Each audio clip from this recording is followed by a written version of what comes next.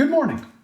Today we are going to calculate the force of impact on my body while colliding with the ground after stepping off a wall. Flippin' physics. Also, it's bathrobe day of our Spirit Week, and those are fine bathrobes y'all are wearing.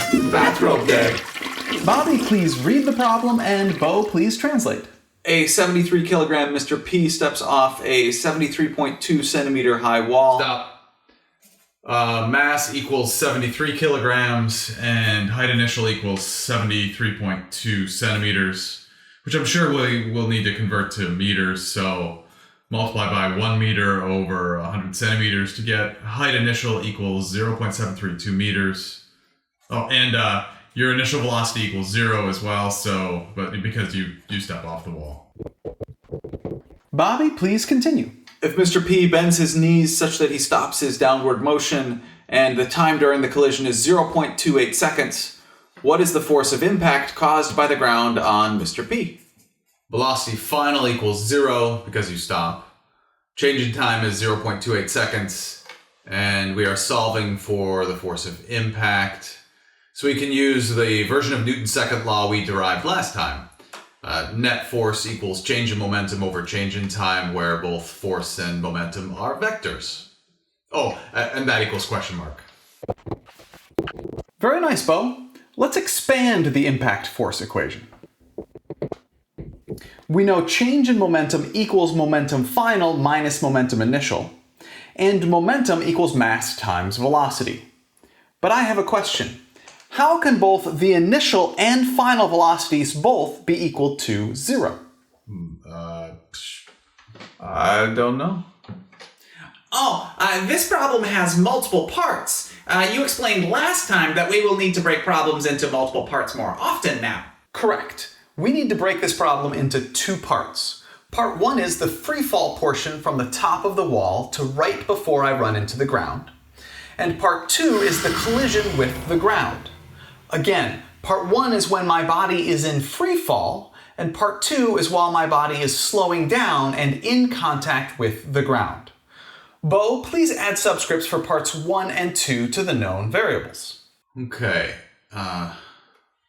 Your mass is the same during both parts, so that does not need a part 1 or 2 subscript. The height initial is during free fall, so part 1. The initial velocity of 0 is at the beginning of the free fall portion, so that is also part 1. The final velocity of 0 is after you collide with the ground, so that is during part 2.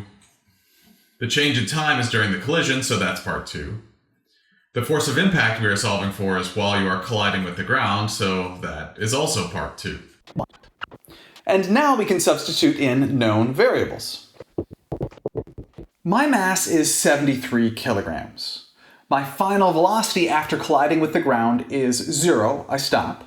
And the change in time during which I'm colliding with the ground, which is part 2, is 0.28 seconds.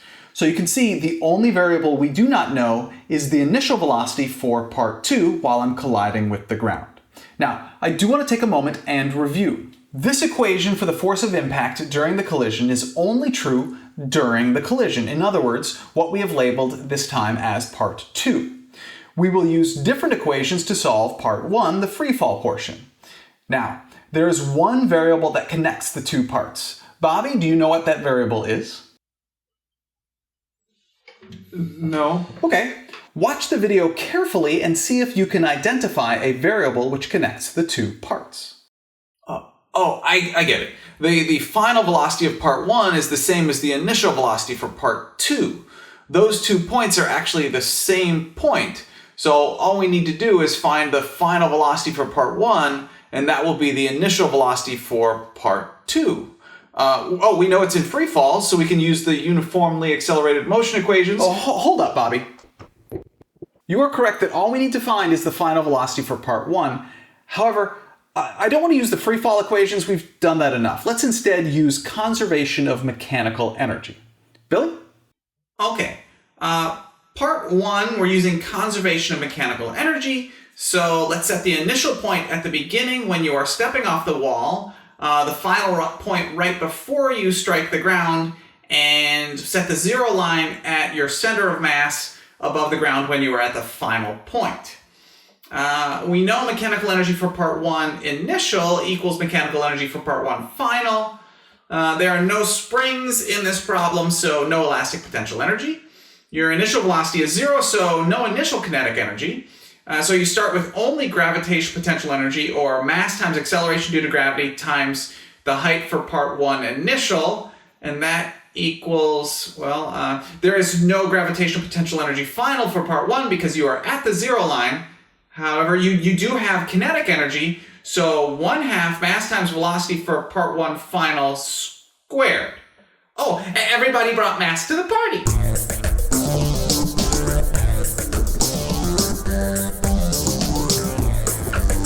Everybody brought mass. Billy, you're doing a great job. Please keep going.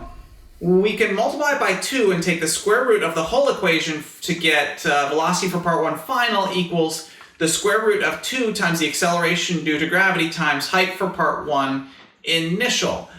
With that numbers, that is the square root of 2 times 9.81 times 0.732, or 3.7897 meters per second.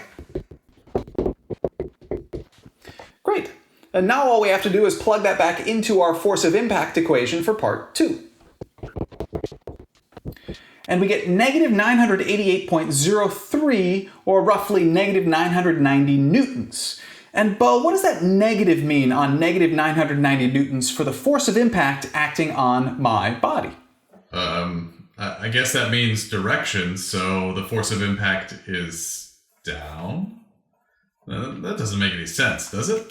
No, actually it does not make sense that the force of impact on my body would be down. The force of impact needs to act upward on my body to slow my body down. Oh, we need to be smarter than our calculator. When I took the square root, I needed to remember to decide if the number is positive or negative. The velocity for part 2 initial is actually negative 3.7897 meters per second because you are going down. Sorry about that. Not a problem. Happens all the time. Let's convert the force of impact over to pounds so it makes more sense to Americans. There are 4.448 newtons in every pound,